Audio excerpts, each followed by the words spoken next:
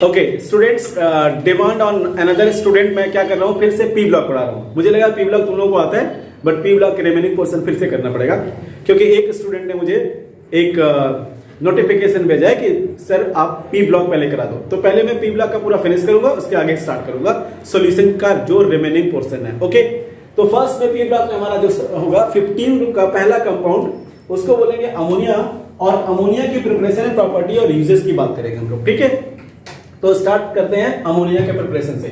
Ammonia को हम लोग लैब में भी प्रिपेयर कर सकते हैं, और इसके कुछ यहाँ पे डिफरेंट मेथड्स हैं, 3 डिफरेंट मेथड्स। फर्स्ट में क्या क्या, इस सब्सटेंस का नाम है यूरिया, NH2CONH2, NH2CONH2, जिसका मॉलिक्यूलर मास होता है 60। याद मत करना, कोई जरूरत नहीं है, बट होता है। इसके बाद यहाँ पे इसको हाइड्रोलाइज करोगे तो अमोनियम कार्बोनेट बन जाएगा, और इसके बाद अमोनिया बन जाएगा, वाटर बनेगा, और कार्बन डाइऑक्साइड गैस रिलीज हो जाएगी। तो ये पहला होता है जिसमें हम लेबोरेटरी से इस कंपोनेंट को यूरिया लेकर के प्रिपेयर कर सकते हैं। सेकंड, ये भी लेबोरेटरी का मेथड है, ammonium chloride plus calcium hydroxide. ये दोनों चीज आपके लैब में अवेलेबल होंगे फ्रीक्वेंटली। कैल्शियम हाइड्रोक्साइड भी मिल जाएगा और अमोनियम क्लोराइड भी मिल जाएगा। जैसे इसको रिएक्ट करेंगे तो अमोनिया गैस रिलीज हो जाएगी, कैल्शियम क्लोराइड का सॉल्ट बन जाएगा और वाटर रिलीज हो जाएगा। तो ये सेकंड मेथड हो गया जिससे हम लोग लैब में प्रिपेयर कर सकते हैं। तीसरी चीज, अमोनियम सल्फेट, ये भी लैब में प्रिपेयर होता है, आई मीन अवेलेबल होता है। सोडियम हाइड्रोक्साइड, ये भी अवेलेबल होता है। इन दोनों को मिक्स करेंगे तो अमोनिया, सोडियम सल्फेट का सॉल्ट और वाटर बन जाएगा। तो ये 3 मेथड जो होते हैं लेबोरेटरी में कहीं ना कहीं से हम प्रिपेयर कर सकते हैं। बट ये जो कॉमर्शियल मेथड है इसको बोलते हैं हैबर्स प्रोसेस। ये सबसे इंपॉर्टेंट है। इस सब्सटेंस का नाम है हैबर्स प्रोसेस, इसमें अमोनिया बनाते हैं। ये कॉमर्शियली प्रिपेयर करते हैं, इसमें ज्यादा अमाउंट में अमोनिया प्रिपेयर होती है। ये फ्रीक्वेंटली आस्किंग क्वेश्चन है कि हैबर्स प्रोसेस से हम लोग अमोनिया कैसे प्रिपेयर करेंगे। तो बड़ा इजी है, आपको क्या करना, हाइड्रोजन की अवेलेबिलिटी होनी चाहिए, और हाइड्रोजन का 3 वॉल्यूम, यहां पे लिखा हुआ है 3 वॉल्यूम, क्या 3 वॉल्यूम। दूसरा, नाइट्रोजन का 1 वॉल्यूम।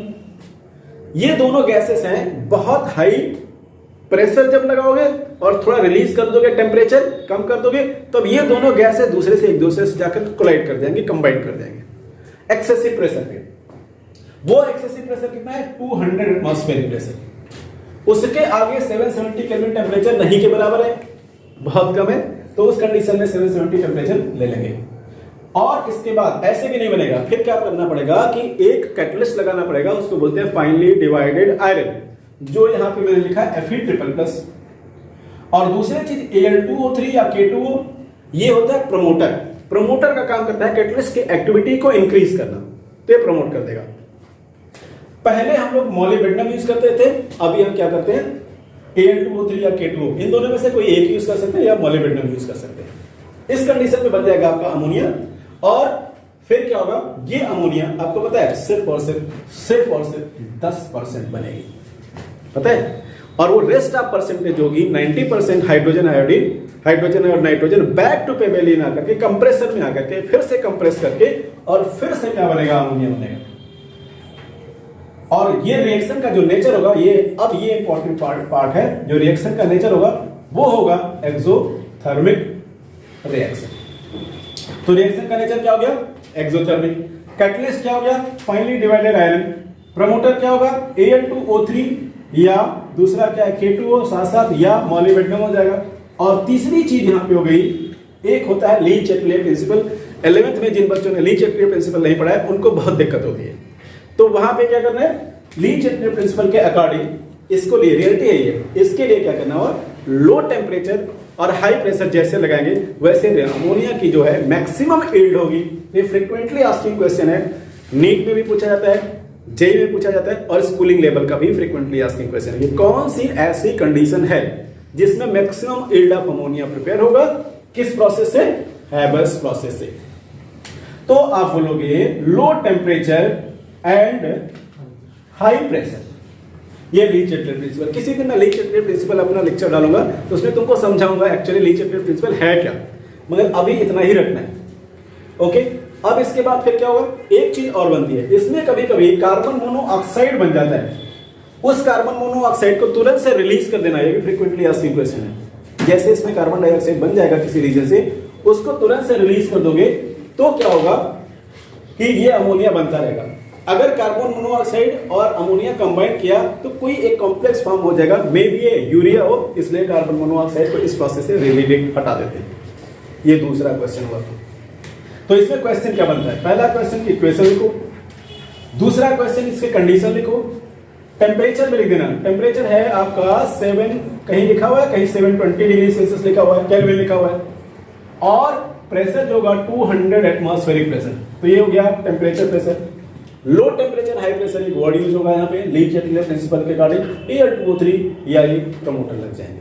ठीक है, कार्बन मोनोऑक्साइड को हटाना है, नहीं ये कॉम्प्लेक्स बना देगा। अमोनिया की जो सिंथेसिस होती है उसको मॉडिफाई करके कोई दूसरा कंपाउंड बनेगा, मे बी वो यूरिया भी हो सकता है, इसलिए अमोनिया डैमेज हो जाएगा। ये तो हो गया आपका अमोनिया का प्रिपरेशन।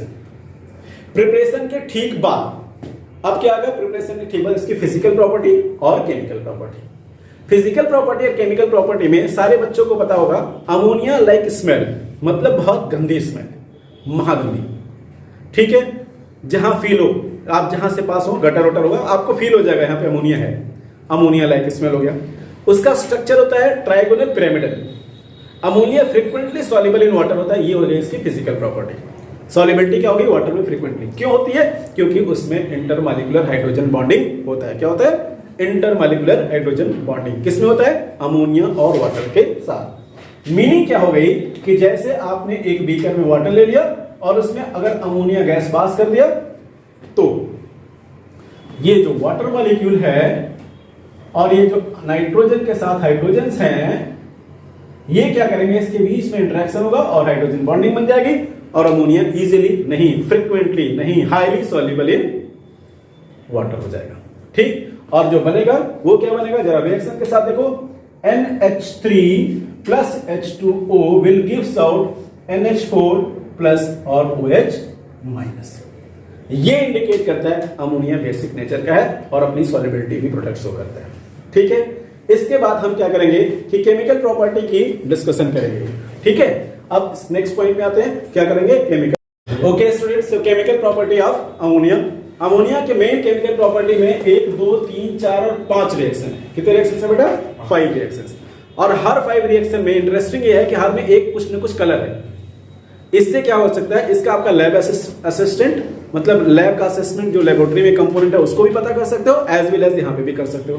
तो फर्स्ट 1 बाय 1 हम स्टार्ट करते हैं। यहाँ पे Cu है, Cu का कलर होता है, Cu डबल प्लस का कलर होता है ब्लू कलर, जैसे कॉपर सल्फेट का कलर होता है वैसे ही Cu डबल प्लस का कलर होता है।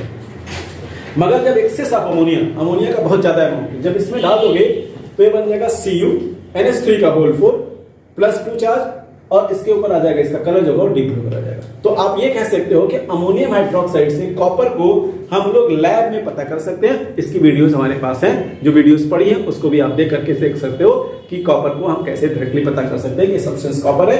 अब कैसे करोगे? कुछ नहीं कर सकते हो, आप क्या करोगे? सॉल्ट ले लो कॉपर का और उसको एक्वस सॉल्यूशन बना दो और उसमें अमोनिया डाल दोगे, तो ये जो ब्लू कलर का सॉल्ट है वो डीप ब्लू कलर में या इंकी ब्लू कलर में आ जाएगा। ये पहला पार्ट तो भूलना नहीं। कॉपर लाइट ब्लू से किस में कन्वर्ट हो गया? इंकी ब्लू में। होगा क्या? Copper plus ammonium hydroxide excess लेना पड़ेगा। Cu अमोनिया का 4 बार, 2 बार 3 बार नहीं 4 बार, और उसके ऊपर 2 + 4 लग जाएगा, आयन आ जाएगा। ये आयन का colour deep blue colour. Second में आ जाओ Fe ट्रिपल प्लस होता है, लाइट ब्राउन कलर का होता है, मगर उससे साथ अमोनिया या अमोनियम हाइड्रोक्साइड जब ऐड करोगे तो ये बन जाएगा रस्ट Fe2O3.XH2। इसका कलर क्या होगा? Rusty brown colour, not RBC, rusty brown colour short में। थर्ड है ये जिंक का डिटेक्शन भी हम अमोनियम हाइड्रोक्साइड से बड़े आराम से कर सकते हैं। करना क्या है? जिंक का सॉल्ट ले लो, एक्वस सॉल्यूशन बना लो उसका। एक्वस सॉल्यूशन बनाने के बाद जैसे ही अमोनियम हाइड्रोक्साइड डालोगे तो ये जो बन जाएगा, एरो दे देना यहाँ पे, उस एरो के बाद लिखना Zn ऐसे, और इसके बाद फिर क्या लिख दोगे? OH हाइड्रोक्साइड का होल ट्वाइस। ये कलर हो जाएगा व्हाइट प्रेसिपिटेट, जनरली ये जेलेटिनस व्हाइट प्रेसिपिटेट आ जाएगा, और प्लस क्या हो जाएगा? जो भी कंटेंट होगा NH3 या जो भी बाय प्रोडक्ट्स आप बाहर आ जाएंगे। तो इसमें देखोगे ये जेलेटिनस व्हाइट प्रेसिपिटेट आ जाएगा।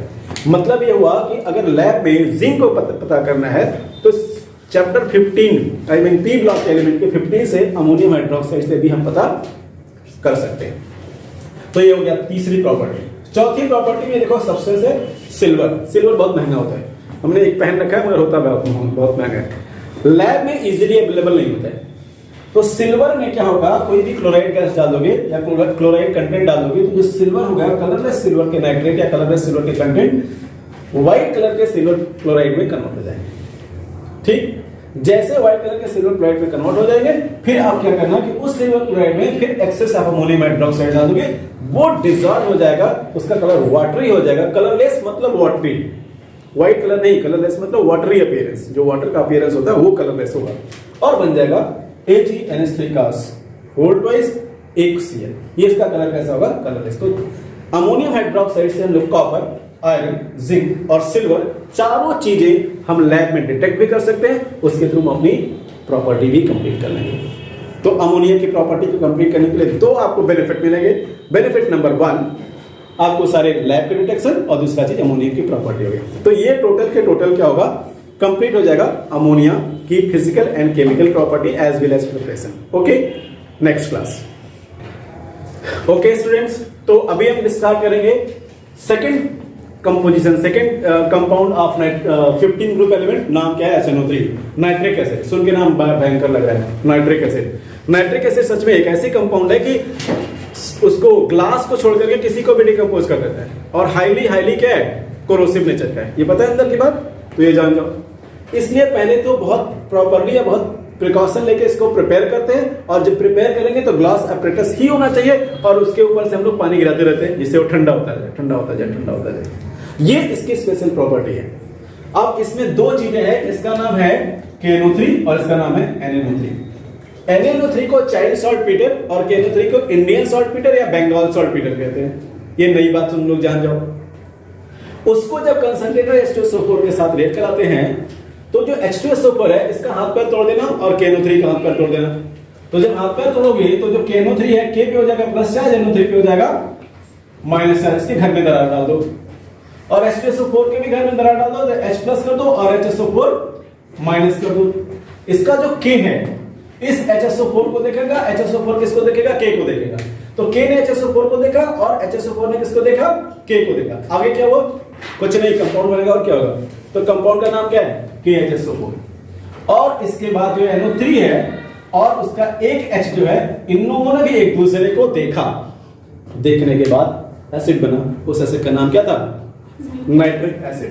ठीक, जब ऐसी हरकत KNO3 ने किया, फिर सोडियम क्लोराइड भी उसी बिरादरी का था, उसने भी सोडियम नाइट्रेट, वो भी ऐसे ही काम किया। सोडियम ने भी अपना इसके घर में आग लगा दी, Na पे प्लस, NO3 पे माइनस, यहां फिर ब्रेक कर दो H प्लस और HSO4 HSO4 माइनस, फिर H प्लस ने माइनस को देखा, माइनस ने प्लस को देखा, फिर क्या होगा, ऐसा ही कुलाम्स बता के गए थे कि प्लस माइनस एक दूसरे को अट्रैक्ट करते हैं, और इसका फायदा लगा करके ये लोग सब लोग फटाफट कंपाउंड बनाना स्टार्ट कर दिए। तो फिर H ने NO3 को रिएक्ट किया तो बन गया क्या, HNO3। इधर सोडियम ने HSO4 पे बुरी निगाह डाली और बन क्या गया, NaHSO4। तो एक सॉल्ट एक एसिड रेडी। मगर ये लैब में हम लोग कर सकते हैं। कॉमर्सिटी में क्या करना पड़ेगा, ओस्टोन भाई साहब थे, अभी नहीं है, नो मोर। तो इन्होंने क्या बनाया, एक प्रोसेस दिया, उस प्रोसेस का नाम था ओस्टोन प्रोसेस। इसके लिए स्पेशल HNO3 लगाया। ये रिएक्शन 3 स्टेप में हुआ, मगर तुम थोड़ा सा अगर दिमाग लगाओगे तो ये रिएक्शन बड़ा इजी हो जाएगा। जब किसी को जला दोगे, फिर जला दोगे और फिर बुझा दोगे तो नाइट्रिक एसिड बन जाएगा। जलाओगे किसको, इसका नाम है अमोनिया। अमोनिया को ऑक्सीडाइज करना मतलब अमोनिया को जला दिया, बना क्या, नो नो नो, ये चिल्लाने लगा, मत जलाओ मत जलाओ। और इधर क्या लिखना, लॉस ऑफ वाटर हो गया। इस नो को फिर वो माना नहीं, सही आदमी नहीं था, फिर उसने क्या किया, फिर जलाया, तो क्या बना, NO2। जैसे NO2 गैस बनी, अभी इतना जल चुका था उसको बुझाना ही पड़ा, तो लगा दिया वाटर। तो NO plus H2O gives out HNO3। अब आदमी इतना जल के बुझेगा तो एसिड तो बनेगा ही ना, तो बना क्या, नाइट्रिक एसिड। नाइट्रिक एसिड जो बना वो सिर्फ और सिर्फ 68% बना। कितना बना, इसको हम लोग कॉमर्शियली अवेलेबल नाइट्रिक एसिड भी बोलते हैं। फिर भी ये माना नहीं लोगों ने, इसका जितना भी और भी वाटर था 32% उसको भी निकालने की कोशिश की। फिर किससे पास किया, कंसंट्रेटेड H2SO4 से, और फिर क्या बन गया, 98% HNO3 बन गया। डन, इतनी बात समझ में आ गई। तो हमारे 1, 2 और 3 ओसवाल प्रोसेस से हमारा बन गया क्या, नाइट्रिक एसिड। हमारे क्लास 12 के सीबीएसई बोर्ड में बस इतना ही है, मैं वही पढ़ा रहा हूं, उससे बियॉन्ड नहीं पढ़ा रहा। ठीक, अब जरा देखो, इसको जला जला के बुझाने के लिए इनके पीछे कौन है ऐसा आदमी जो ऐसा काम कर रहा है। एक भाई साहब प्लेटिनम है और रोहिडियम गैस के साथ खड़े हुए हैं और 500 केल्विन टेम्परेचर भी है और प्रेशर लगा है 9 बार, एक बार नहीं, दो बार नहीं, कितनी बार, 9 बार प्रेशर लग गया। फिर बना एनो, मतलब कि बन गया चलो, और परसेंटेज कितना हो गया, 68। इसको क्या बोला, कॉमर्शियली अवेलेबल, और ये क्या हुआ 98% H2SO4 के साथ पास करा देंगे तो बन जाएगा। ये तो हो गया आपका क्या चीज, preparation of nitric acid. Done. अब हम क्या करेंगे, physical and chemical property of nitric acid की बात करते हैं। तो बच्चा पार्टी, अब हम क्या करेंगे, केमिकल प्रॉपर्टी ऑफ और physical property of nitric acid. Physical property में मैं नहीं बताऊंगा, सॉल्युबिलिटी वाटर में होती है, हाईली क्रोसिव होता है, स्ट्रॉन्ग ऑक्सीडाइजिंग एजेंट होता है, ये बेसिक चीजें आपको पता होना चाहिए। केमिकल प्रॉपर्टी में क्या आएगा, अगर आपको थोड़ी सी बात मेरी पसंद आ जाएगी तो सारी केमिकल प्रॉपर्टी फिनिश हो जाएगा विद इन सेकेंड, राइट।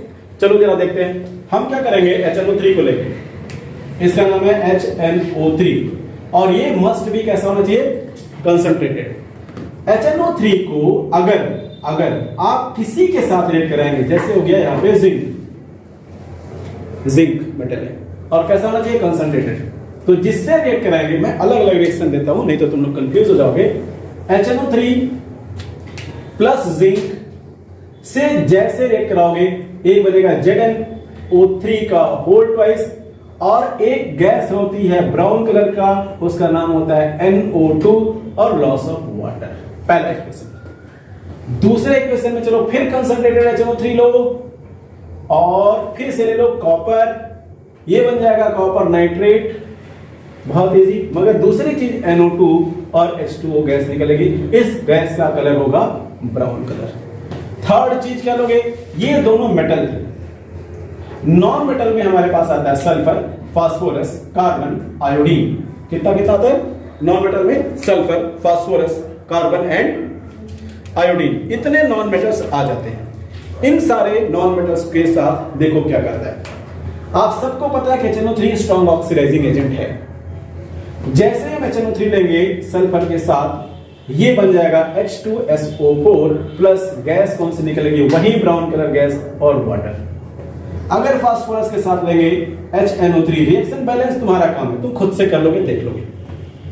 फिर क्या होगा, H3PO4, इसको बोलते हैं फास्फोरिक एसिड, फिर से गैस कौन सी निकलेगी, NO2 और वाटर।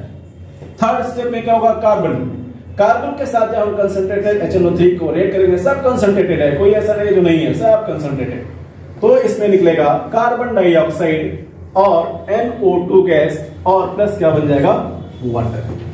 फोर्थ में क्या, iodine plus HNO3 gives out iodic acid HiO3 plus NO2 plus water. अब जरा देखो इसमें खेल क्या है, हमको देखने में लग रहा है 1 2 3 4 5 6 रिएक्शन दिख रहे हैं, मगर एक्चुअली इस 6 रिएक्शन में कोई वैल्यू नहीं है, कोई सेकंड्स में 6 रिएक्शन हमारे याद हो जाएंगे और इनमें से 100% क्वेश्चन आएगा, इसको कोई रोक नहीं सकता। बोर्ड के एग्जामिनेशन में 102% आएगा। तो जरा देखो सब में क्या है, NO2 water, NO2 water, NO2 water, NO2 water. देखो जरा इस टाइप से स्टडी करोगे तब समझ में आ जाएगा। सब में NO2 वाटर हो गया, एक तो तैयार हो गया। दूसरे में अगर जिंक है तो जिंक का नाइट्रेट, मतलब कोई मेटल है तो मेटल का नाइट्रेट, और अगर कोई नॉन मेटल है तो उसका रेस्पेक्टिव एसिड। तो मेटल का नाइट्रेट, जिंक का जिंक नाइट्रेट, कॉपर का कॉपर नाइट्रेट। यहां पे क्या है, सल्फर का एसिड क्या होगा, सल्फ्यूरिक एसिड। फास्फोरस का एसिड क्या होगा, फास्फोरिक एसिड। कार्बन का एसिड क्या होगा, कार्बन डाइऑक्साइड प्लस वाटर, जिसको मिलकर कार्बोनिक एसिड कहते हैं, बट यहाँ पे अलग अलग लिखना पड़ेगा। आयोडीन का HiO3, जिसको हम बोलते हैं आयोडिक एसिड। पूरी की पूरी chemical property with in second खत्म, मतलब प्रिपरेशन प्रॉपर्टी और यूजेस। अगर तूने सिर्फ और सिर्फ इस लेक्चर को 5 मिनट देखा तो तुम्हारे नाइट्रिक एसिड के केमिकल फिजिकल प्रॉपर्टी और प्रिपरेशन खत्म, जिसमें से बोर्ड के 100% क्वेश्चन आने वाले हैं, इसको कोई नहीं रोक सकता। अब जरा देखो इसमें मेन चीजें इंपॉर्टेंट क्या है जो याद करना है। याद ये करना है जो ओसवाल प्रोसेस का टेम्परेचर प्रेशर है, याद ये करना है कि सब में ये गैस निकल रही है। सबसे इंपॉर्टेंट चीज ये है जो कि नाइट्रिक एसिड को जब कार्बन के साथ रिएक्ट करते हैं तो यही एक इकलौता कंपोनेंट है जिसमें 2 गैसेस रिवॉल्व होती हैं, रेस्ट में सिर्फ एक गैस होती है। ये क्वेश्चन बहुत पूछा जाता है कि कौन सा ऐसा नॉन मेटल है जिसके साथ कंसंट्रेटेड HNO3 को रिएक्ट करेंगे तो 2 गैसेस इवॉल्व होंगी। Done, okay. अब एक पॉइंट और जो सेकंड्स में हो जाएगा, अगर हम लोग डाइल्यूट HNO3 के साथ जिंक को लेते हैं, डाइल्यूट HNO3, यहां पे HNO3 लिख देना, डाइल्यूट कर देना, जिंक को लेते हैं तो जिंक नाइट्रेट तो बनेगा ही, इसमें कोई डाउट नहीं है, वाटर भी बनेगा, उसमें भी कोई डाउट नहीं है, मगर जो यहां पे NO था उसमें थोड़ा चेंज आएगा, वो हो जाएगा N2O, इसको बोलते हैं लॉफ्टिंग गैस। डन। और अगर यही चीज dilute HNO3 keep in mind, last वाले 2 हैं डाइल्यूट वाले, इसको डाइल्यूट लिख सकते हो आप, ये अगर कॉपर के साथ रिएक्ट कर जाता है तो बनेगा कॉपर नाइट्रेट, तो कोई चेंज नहीं होगा, जैसे का तैसे बनेगा, वाटर भी जैसे का तैसे बनेगा, मगर चेंज क्या हो जाएगा, नो बन जाएगा, nitrogen monoxide. That's all about what about physical property, chemical property and component of nitric acid. Brown ring test की मैं इस रिंग के बाद बात करूंगा, ठीक है, okay, bye, see in next class.